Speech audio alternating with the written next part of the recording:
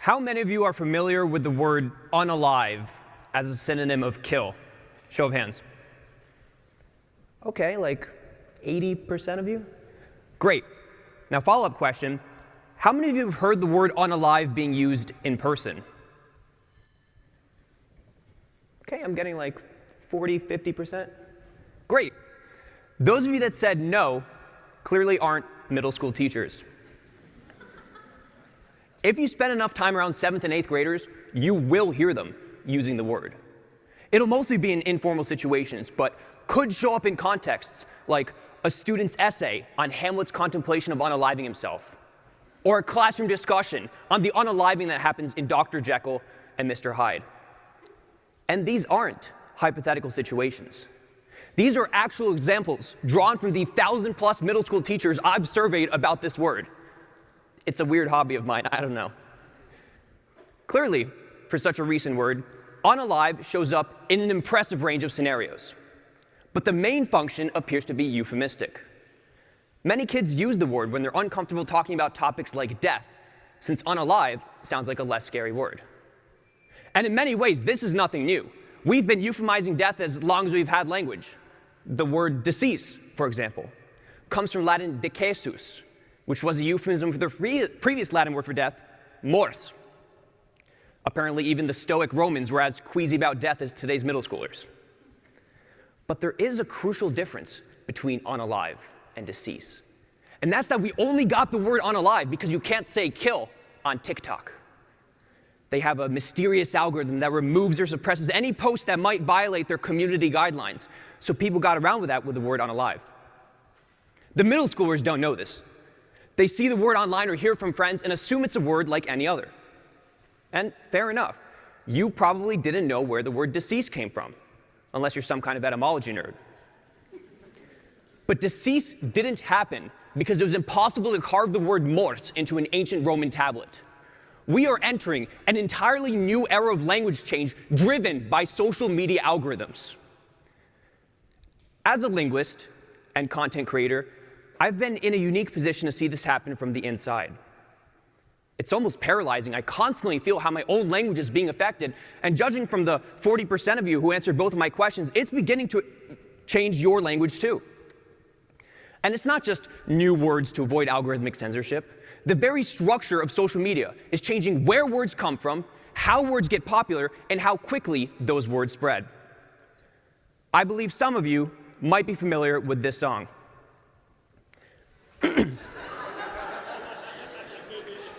Sticking out your yacht for the Rizzler. You're so skibbity. You're so phantom tax. I just want to be your Sigma. Freaking come here. Give me your Ohio. For those of you out of the loop, these are the lyrics to the Rizzler song, a meme created by a 13-year-old that went massively viral last year.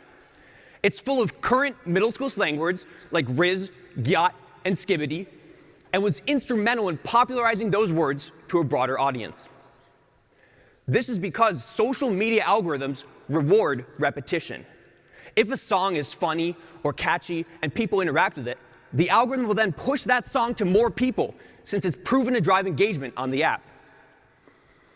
The same is true of memes or words in general, since trending metadata like hashtags will also be pushed to people who previously shown interest in similar content. Creators are very aware of this, and we actively use trending audios or hashtags to make our videos perform better. In the wake of the Rizzler song, for example, we saw an explosion of people making videos with the words riz, gyat, and skibbity, because they knew those videos would do well. And as a result, the word spread. Language has always been a little bit like a virus. Words are transmitted from one host to another, reproducing and changing as they infect different people along social networks. But now the literally viral nature of social media is accelerating this process from start to finish. In the span of just a year, a word like riz can go from complete obscurity to becoming the Oxford English Dictionary Word of the Year. And the algorithm is the culprit, but influencers are the accomplices. We use whatever tricks we can to keep you entertained because that makes our videos do better, which helps us earn a living.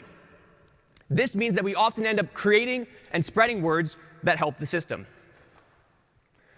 For example, the suffix core has recently gotten very popular in Gen Z slang to describe specific aesthetics, like cottagecore, or goblin core, or angel core.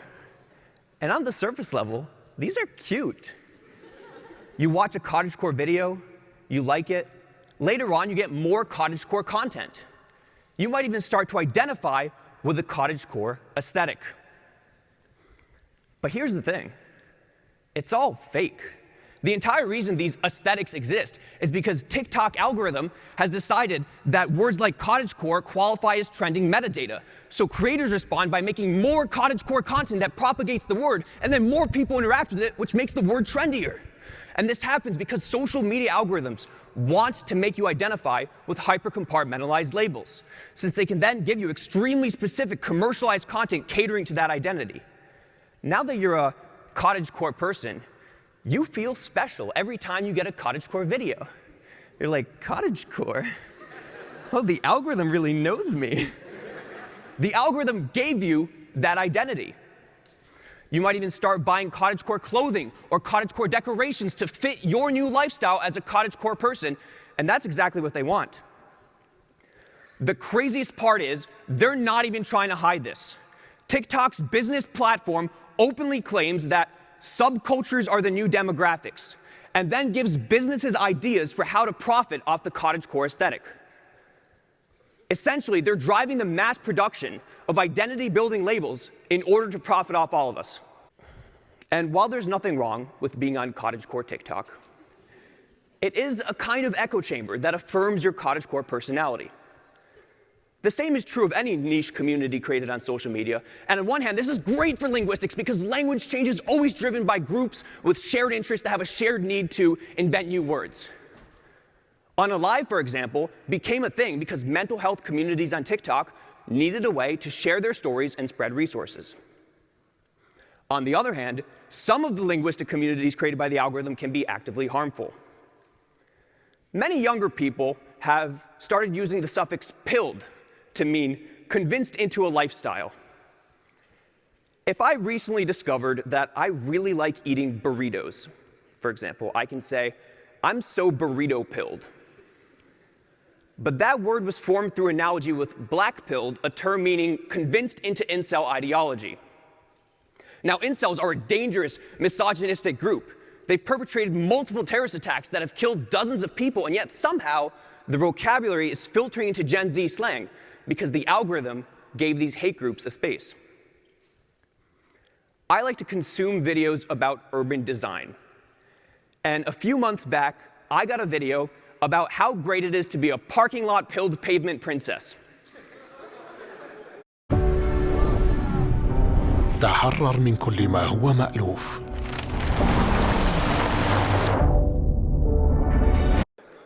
Admittedly, I found the video pretty funny and I liked it, which ended up giving me more urban design incel-themed meme videos, like one about being fossil fuel pilled and bad to the bone, and another about being a walk-pilled cardio maxer.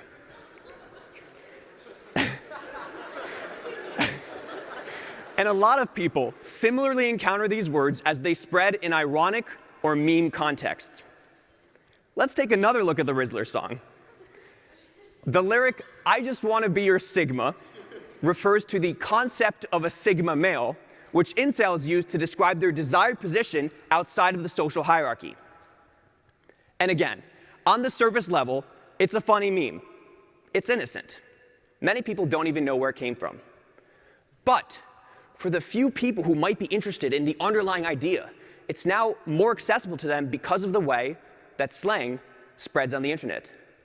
It starts in some corner of social media, becomes a viral meme, and along the way, the etymology is lost to a lot of people. And this doesn't only allow communities to harm us, it allows us to harm communities. Two of the main demographics that come up with modern slang are the gay and black communities, since marginalized groups consistently use language as a way to reclaim power. All of our most popular internet slang words, slay, serve, bussin', queen, cooked, ate, yacht, many, many others all come from queer or black culture. These words originally